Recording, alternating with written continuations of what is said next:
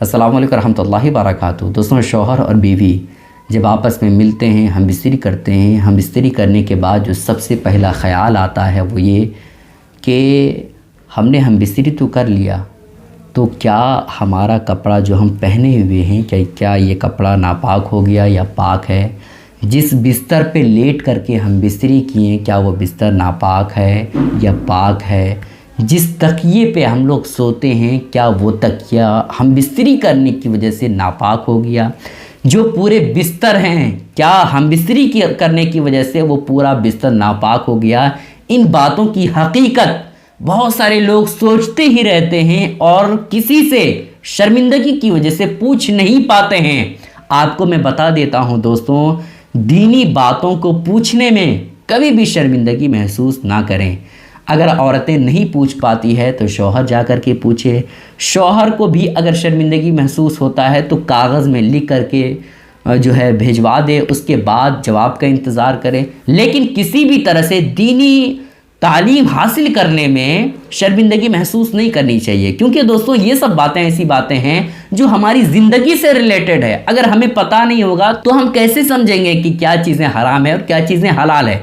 ठीक है, तो आप जान लीजिए दोस्तों कि सिर्फ़ और सिर्फ बीवी से हम बिस्तरी करने से कपड़ा नापाक नहीं होता है। सिर्फ़ और सिर्फ हम बिस्तरी करने से कपड़ा नापाक नहीं होता है। आप इतना ही ना सुने, इसके बाद जो बातें बताने वाला हूँ वो बहुत ही ज़्यादा इम्पोर्टेंट है। दोस्तों देखें, नापाक बिस्तर कब होता है, नापाक तकिया कब होता है, नापाक कंबल या जो भी लिहाफ वगैरह होता है वो नापाक कब होता है। तब होता है जब उस पर कोई नापाकी लग जाती है। तब नापाक होता है जब उस पर कोई नजासत लग जाती है।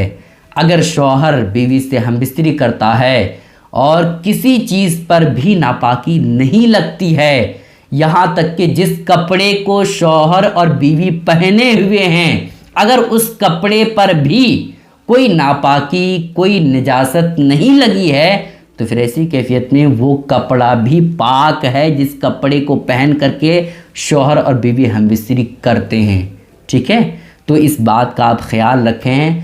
हम बिस्तरी करने से सिर्फ़ और सिर्फ हम बिस्तरी करने से ना कंबल नापाक होता है, ना तकिया नापाक होता है, ना चादर नापाक होता है, ना बिस्तर नापाक होता है, ना गद्दा नापाक होता है, कुछ भी नापाक नहीं होता है। हाँ, अगर तकिया पर निजासत लग जाए तो नापाक हो जाएगा। हाँ, अगर कंबल पर नापाकी लग जाए तो वो नापाक हो जाएगा। जिस जिस चीज़ पर नापाकी लग जाए सिर्फ़ और सिर्फ वही चीज़ नापाक होती है। सारे बिस्तर सारे कपड़े नापाक नहीं होते हैं। ठीक है, इसी तरह से बहुत सारे लोग ये समझते हैं कि भाई अगर हम नापाक हैं और पाक कपड़े को पहन लिया हमने तो फिर ऐसी कैफियत में वो कपड़ा भी नापाक हो गया, जबकि ऐसा नहीं होता है। अगर आप नापाक हैं और आपने पाक कपड़ा पहना हुआ है तो वो कपड़ा नापाक नहीं होगा। ये नहीं कहा जाएगा कि भाई आप नापाक थे और आपने पाक कपड़ा पहन लिया इस वजह से आप नापाक हो गए, ये नहीं कहा जाएगा। बल्कि आप नापाक हैं और आपका कपड़ा अगर पाक है तो वो कपड़ा पाक ही रहेगा, नापाक नहीं होगा।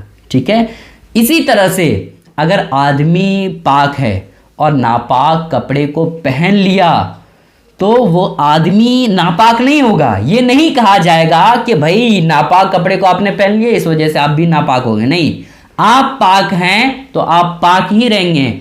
नापाक कपड़े को पहन लिया है तो सिर्फ और सिर्फ वो कपड़ा ही नापाक रहेगा, आपको फिर से नहाने की ज़रूरत नहीं पड़ेगी। ठीक है, इन बातों का आप ख्याल रखें। आप बीवी से हम बिस्तरी किए लेकिन उस पर कोई निजासत नहीं लगी है, कपड़े पर निजासत नहीं लगी है, तो आप नहा करके वही कपड़ा पहन करके आप नमाज पढ़ सकते हैं, कुरान मुक़द्दस की तिलावत कर सकते हैं। ठीक है, इन बातों का आप ख्याल रखें और गुजारिश करता हूं दोस्तों कि इस क्लिप को खूब शेयर करें ताकि जो लोग शर्मिंदगी महसूस करते हैं इस तरह के सवालात को पूछने से उन्हें भी इस बात का इल्म हो जाए और वो भी सही मसले को समझ जाए। अस्सलामु अलैकुम रहमतुल्लाहि व बरकातुहू।